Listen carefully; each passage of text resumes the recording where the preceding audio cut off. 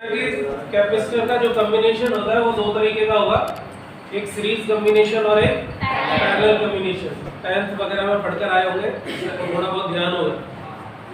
Series combination क्या होता है कि एक ही लाइन में सारे के सारे कैपेसिटर कनेक्ट होंगे। एक कैपेसिटर की सेकंड प्लेट दूसरे कैपेसिटर की फर्स्ट प्लेट से कनेक्ट रहेगी, ठीक है।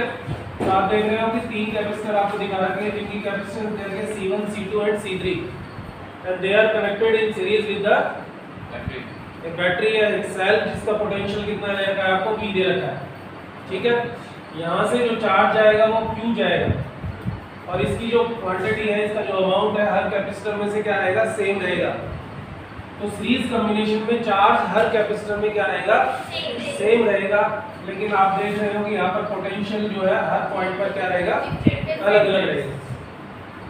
तो चार्ज की वैल्यू सीरीज कॉम्बिनेशन में सेम रहेगी लेकिन पोटेंशियल डिफरेंस अलग अलग रहेगा। तो इसीलिए हम नेट पोटेंशियल यदि हम देखेंगे तो क्या होगा, V = V1 + V2 + V3 and so on. V का फार्मूला Q/C हो जाएगा, ठीक है। यहाँ पे तो क्या आ गया, Q/C आ गया या Q/C1, क्योंकि चार्ज तो सेम है सब में। यहाँ पर भी Q, यहाँ पर भी Q, यहाँ पर भी Q, तो Q/C1, Q/C2, Q/C3।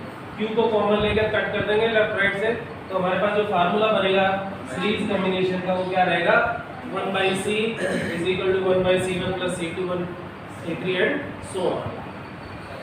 इसी तरह पैरेलल कॉम्बिनेशन होता है।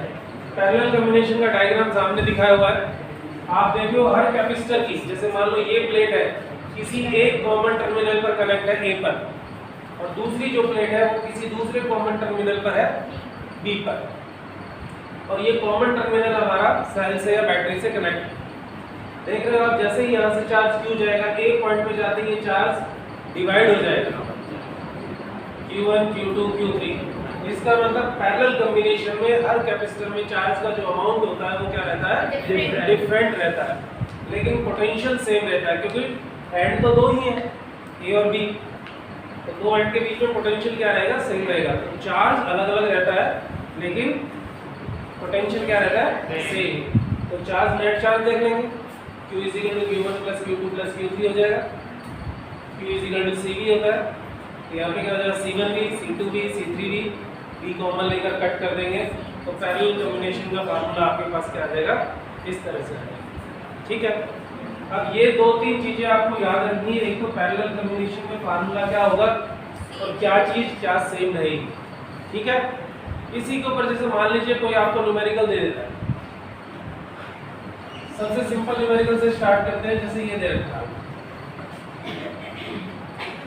ये दो टर्मिनल आपको दे दी जाएंगे A और B, एक कैपेसिटर यहाँ दे दिया, एक यहाँ पर, एक यहाँ पर, एक यहाँ पर, एक यहाँ पर और एक यहाँ, ठीक है।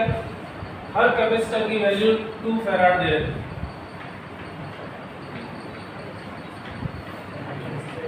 और सपोज कीजिए 4 फैराड। आपसे पूछ लेगा what should be the net capacitance between A and B। तो आपको सबसे पहले तो ये पता होना चाहिए कौन सीरीज में है कौन पैरेलल है, ठीक है। इसको करने के लिए पहले हम क्या करते हैं, इसको थोड़ा सिंपल बनाते हैं। जैसे हमने A से स्टार्ट किया, ठीक है, A से जैसे ही हमने स्टार्ट किया, यहाँ पर इस पॉइंट को आप B, इसको CD मान लेंगे, क्लियर हो गया। अब जब A से आप गए आगे C पॉइंट तक, यहाँ पर कितने फैराड का था, 2 फैराड का कैपेसिटर।